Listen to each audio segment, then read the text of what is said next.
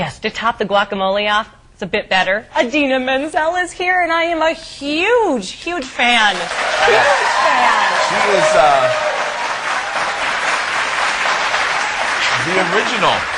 the original Wicked Witch of the West. Elphaba, and Wicked. I'm a huge Broadway musical fan, and you know, she really, I remember watching her on Letterman. I never got to see her perform, so this is a huge treat for me to have her here in the studio, and she's going to sing. I think I might act a little nerdy. Yeah, she's got, well, maybe not all that unusual, I don't think.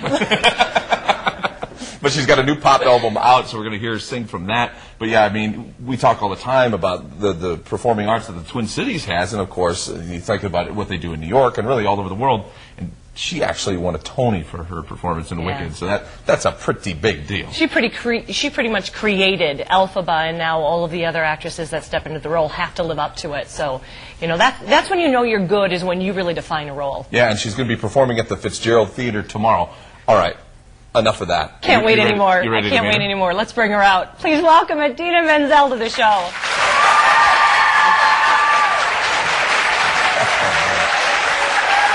Thank you very much for coming. So nice to have you. So nice to have you. The only thing I have to say negative is you're almost too pretty to. I mean, you're even prettier in person. I just slept all night on a bus. I feel. Oh, that's got to be hard. Your new pop album, and you're hitting. Already hit 20 different cities. I think about that. Yeah, we're gonna head towards that. Wow. We spent the night on the bus. We came from. Where'd we come from? You don't remember anymore. We were in Detroit. Detroit. Wow. Yeah. Yeah. And Midwest then we had to swing. take a 10-hour drive last night. my. As soon as we loaded up the bus, come here, sleep over, get up, go shower, put some makeup on for you. And oh, you look absolutely stunning. My big question is, I was listening to you all day long, singing all of your songs. But is it really different going from Broadway musicals and singing that kind of music to pop?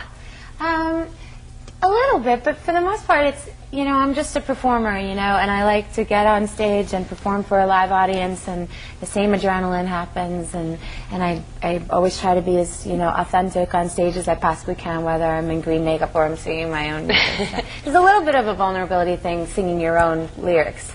But that's pretty much the only difference. But you said it was a little, it's a little scarier because you don't really have a role to hide behind. No. Or the green makeup. Yeah. No green makeup, and you know, yeah, people can sort of really see into who you are because my songs are very personal. Yeah, on your pop album, I Stand, you actually wrote many of the songs. Yeah, I wrote with Glenn Ballard, who's a great producer I always wanted to work with. And I spent about a year and a half writing all the songs, and I'm very excited about it. Now, the best part of it is to be out on the road, meeting all the fans in person, and performing the music live.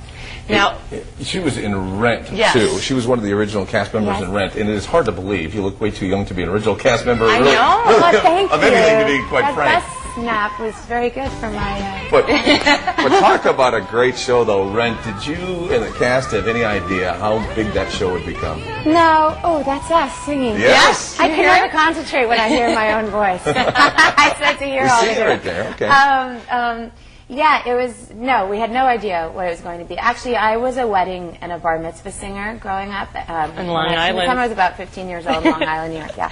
And in January and February, weddings are very slow because it's snowy there, and so nobody wants to risk having a wedding in bad weather. We're pretty familiar with that. Right. So I was pretty much poor, had no job, and somebody mentioned going in for this little show called Rent, and it was playing a gay lesbian performance artist. And so I was like, okay, and singing about it apparently. So I went in because I needed a job, and then I got the job, and then 2 months later there we are, and it's taking off, and the New York Times did this whole special thing. Talk about the right place, the right time, too. Yeah. So when then I would have to ask, since you knew that was such a hit and you were a part of that, when you read Wicked, did you have that feeling did you know it was going to be that big? No, I just felt a personal connection to the role and what it was talking about, the show. You never know. These things take years. Musicals, from the moment they're sort of, created with the composer, it's about 5-6 years till the time it comes out, and you never know if it's going to keep its funding and, you know, make it all the way to the end. So you just kind of keep your hopes up and you keep working with them, and if you're lucky enough, like me, to be involved early on, it's nice because you have a real rapport with the writers. And I think I was the only one who watched Enchanted, and I was rooting for you. I mean, I love Amy Adams, but I was just like, no, I want her to. I want her to tried get the not guy. to make her your stereotypical, you know, Yeah. bitchy kind of girlfriend thing. I wanted her to have a heart too. You know, she wanted the romance and all that. And She got her Prince Charming too. she does. That was Yeah, cool. and I get to be an animated character in a Disney movie. That was very cool. I want to know about being an award winner, because to be a performer at the kind of accomplishments, fans you have, audiences that you have, what does something like a Tony Award then do for your career in addition to everything else you've experienced? Not that much. Oh, really? I mean, I don't know. I mean, it does something for me. It's something I feel like, you know, when I have kids one day, I can show my kids and they'll be proud of their mom that she did something cool. So you don't carry it around everywhere you go? I don't carry it No. around everywhere. Yeah, every audition I go and I bring it. And There it is. See? So I guess what I'm getting at, though, so you're saying maybe the filled-up audiences night after night mean more to you than a trophy?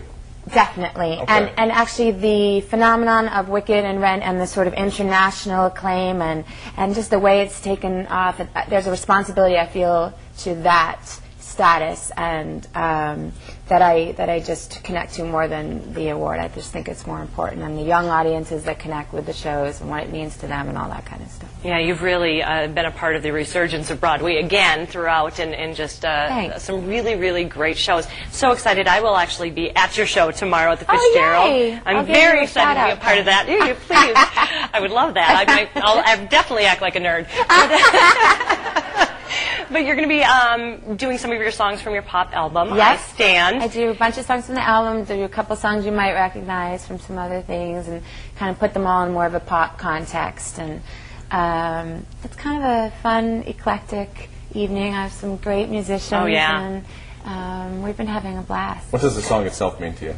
I Stand? Yeah. Oh, I don't know. It means I was just writing it one day when I was feeling like I was trying to figure out what I amount to, I guess, in this life and what I want to participate and contribute and what I want to change. And so all I could think about, instead of like world peace, were like these small little things that I do every day to just kind of keep myself going. And the nicest thing about the song is that for my birthday a month ago, my fans put together, they edited it, they all sent their videos to one fan where they put this sort of themselves with a poster saying I stand, and on the back they say what they stand for. It would go anything from world peace to my sister to blue nail polish or something. That's very cool. And they made this incredible video to the song I Stand, and so I put it up on a special Facebook page. I actually saw it, and I saw your response to it. I thought it was so neat that you went on and thanked everybody. It was very heartfelt. It was very, very made cool. me cry when I saw it. It is sure. neat. Well, if you want to see Idina perform tomorrow at the Fitzgerald, it's in St. Paul, and tickets are $37. Just call the box office there at 651-290-1221.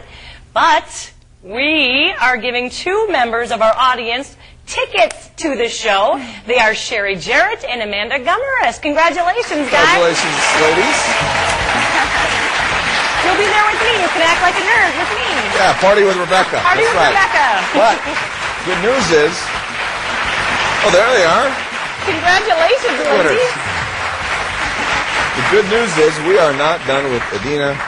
We've got a sneak peek of that performance, so when we come back, she is going to be singing the hit single. We'll Come be on. right back.